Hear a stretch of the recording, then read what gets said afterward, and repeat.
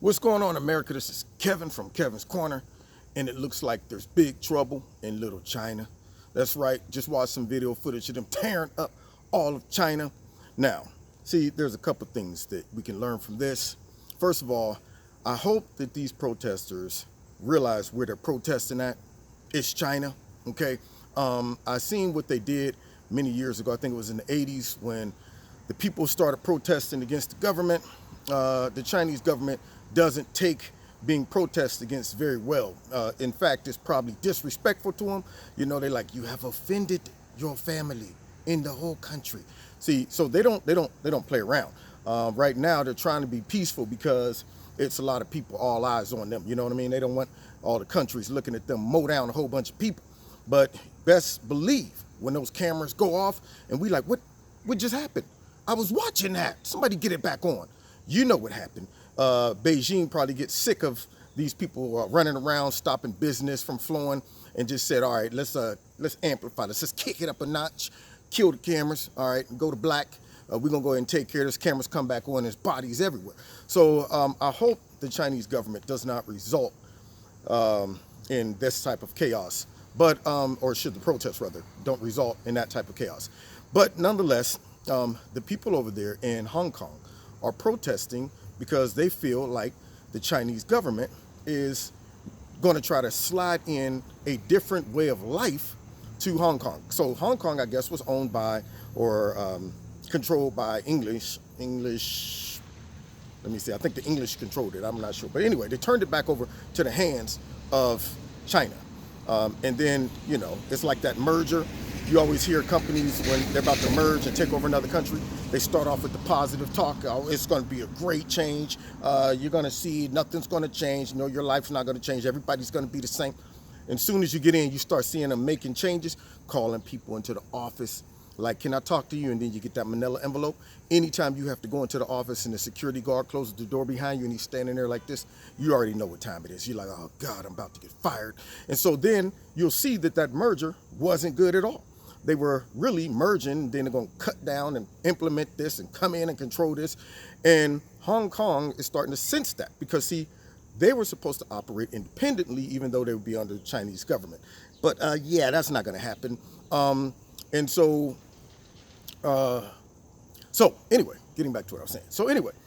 So initially, they are supposed to be, I guess, judged by the Hong Kong government or the police or their judicial system. But I guess they were leaning towards taking these people to the mainland. And they knew. They was like, wait a minute, hold on, whoa. So you mean to tell me I can be expedited to the mainland? Do you know what goes on the mainland? So they protested. Now the protest has been getting bigger and bigger, and I think they have figured out the key to ruffling the feathers of the mainland, which is touching that money source. So you got to figure all of that money go in and out of Hong Kong constantly. But I also think the mainland want to get their hands on some of that money. That's why they're slowly but surely getting into more power. You know, they're like, let me slide in, take a look at the books.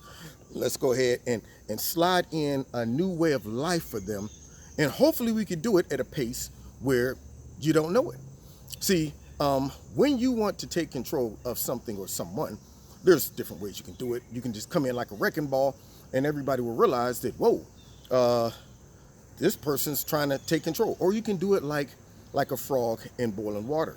You know, if you throw it in hot water, it jumps right out. But if you put it in lukewarm water or cool water and you start to turn up the heat, they won't even realize it. Before they know it, they're being boiled.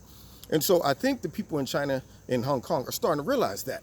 Now, what is the lesson to be learned? First of all, the Democrats should learn a lesson because there is video footage in China of them running around with the American flag and singing the national anthem. That right there should be a lesson for the Democrats on how to appreciate America or about patriotism, but it also should be a lesson for all of these Americans who's thinking about communism or thinking about socialism. See, you look over there and see what's happening. You have a country, or say a country within a country, Hong Kong, used to a certain way of life. And when you come in with a whole different structure, a whole different plan, a whole different government, a whole different system, It's too much. The people will revolt. So imagine America going from a republic and a democracy. You know how they always say, our democracy, really we're a republic. But nonetheless, if Bernie Sanders got in office, or if they had their way and just threw socialism into the mix, the same thing would happen here. When people realize, wait a minute, I can't buy as many cars as I want because we got to equally distribute this stuff out. Maybe I want to buy a whole box of Doritos. You tell me I could only have 5. You mean to tell me I can go to work or go to college, become a doctor, come out and making the same amount as whoever else because y'all regulating how much people get paid and not paid? We're not ready for that type of change. You mean to tell me I can't pick my own, medical? I can't do these things anymore? What do you mean I can't buy SUV because it burns too much, fuel and all that gibberish? So really, if American citizens knew what communism or knew what socialism is and the effects of it, they would probably push back a lot harder against this socialistic movement and these candidates that are pushing it in America.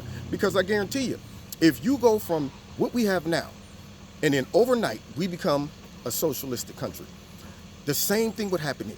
Venezuela, it would look like that. It would look like what they're doing right now in Hong Kong. People would be flipping out, talking about, hold up, man, y'all trying to slide a whole different way of life in, and you didn't even warm us up to this. And frankly, even if you did, we wouldn't want it. So anyway, they got big trouble in Little China. And the sad part about it, I don't think the Chinese government is going to break in this case. I think right now they are just slow walking it, trying to save face because they don't want to, just do a slaughtering of all these people in front of it, all the, the cameras and all. But they're all about power. They're about control, and it's disrespectful.